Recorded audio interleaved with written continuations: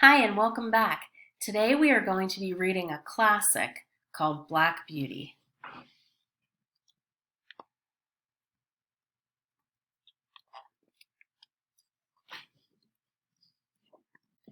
A long time ago, a handsome colt was born on a quiet farm.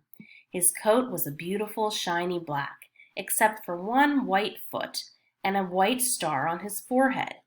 He enjoyed running through meadows, but he was also very calm and well behaved. Years passed, and the colt grew into a proud stallion. It was time for him to begin to work. One day, a kind man named Squire Gordon came to the farm. He took one look at the black horse and decided to buy the horse and take him back to his estate.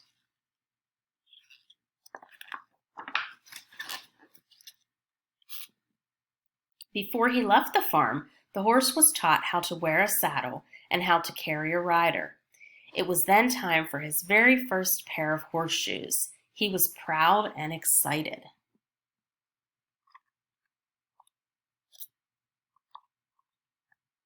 The horse was ready to leave the farm. He said goodbye to the meadows he had run in, to the people who had taken care of him, and finally to his mother. His mother told him to be gentle and good, and gave him a farewell nuzzle.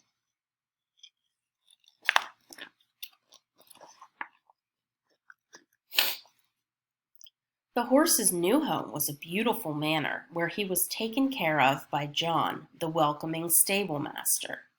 John took the horse to meet Squire Gordon and his wife. Mrs. Gordon admired the horse's lovely coat and decided to name him Black Beauty. Black Beauty then met Merrylegs and Ginger, the other horses who lived at the manor. Squire Gordon was a kind master, and the horses were very proud to work for him. Over time, Black Beauty became good friends with Ginger and Merrylegs.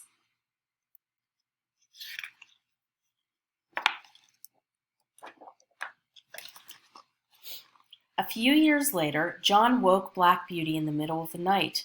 Mrs. Gordon was very sick. Black Beauty was Squire Gordon's fastest horse, and so he needed John to ride Black Beauty and get to the doctor.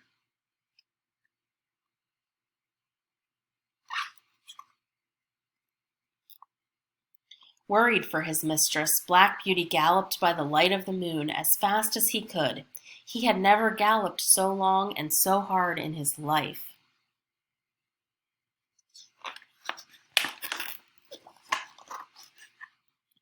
When they arrived at the doctor's, John told the doctor all about Mrs. Gordon's condition. It was quite serious, and the doctor said he needed to see Mrs. Gordon right away. The doctor took Black Beauty, and once again Black Beauty galloped as fast as he could.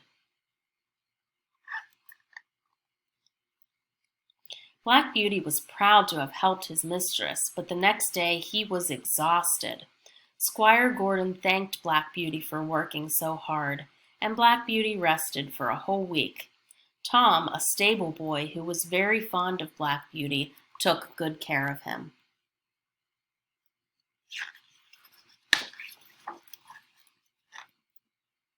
Sadly, Mrs. Gordon was still sick, and so Squire Gordon decided to move somewhere warmer. Black Beauty pulled their carriage to the train station and was very sad to watch them leave.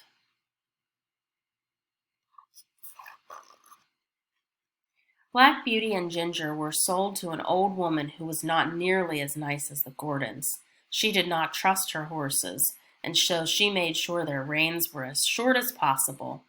It was harder to pull the carriage with shorter reins, but Black Beauty proudly did his best.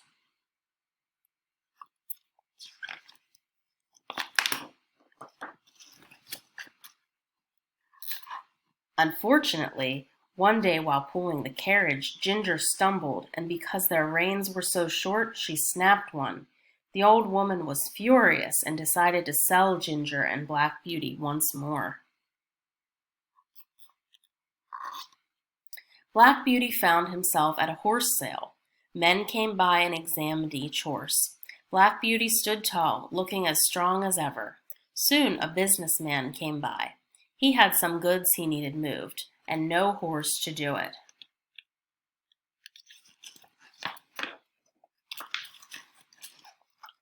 Black Beauty was proud of his strength, and so he worked hard hauling the businessman's goods. But it was only a short job, and soon Black Beauty was to be sold again.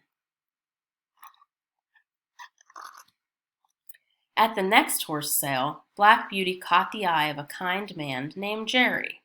Jerry drove a cab in the bustling city of London and was in need of a strong and sturdy horse to pull it.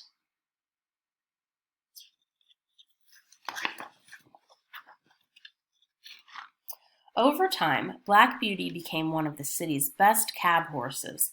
He knew all the city streets by heart, and his shiny black coat was admired by everyone he passed. Whenever he arrived to pick up passengers, people would admire his lovely coat and be proud to ride in Jerry's cab.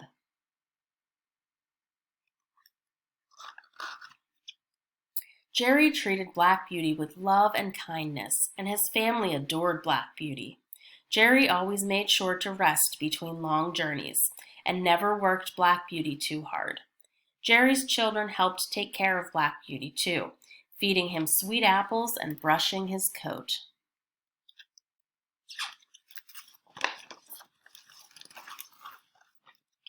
As a cab horse, Black Beauty often took lords and ladies to their magnificent homes. He loved to stand outside and admire them. One day, as he waited outside, he saw Ginger. She looked tired after working hard for years. Black Beauty wished her well and was all the more glad for Jerry's kindness. One day, Black Beauty and Jerry were asked to pick up a very inconsiderate gentleman. The gentleman told Jerry that he was to leave many times, but never left, and so Jerry waited in the snow for hours. The next day, Jerry was very sick. Because of his poor health, Jerry could no longer work as a cab driver. He was very sad to say goodbye to Black Beauty.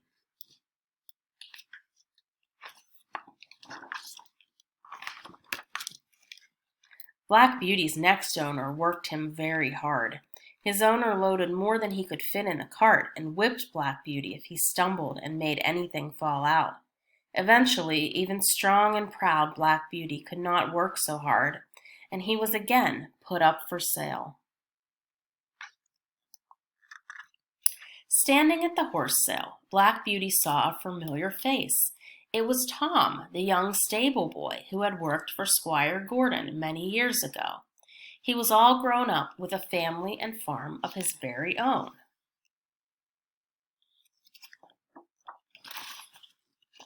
Remembering what a good horse Black Beauty had been, Tom took Black Beauty back to his farm. After years of hard work, Black Beauty was free to spend the rest of his days frolicking through the meadows, just as he had as a young colt. The end. I hope you enjoyed this classic called Black Beauty. We'll see you next time. Bye.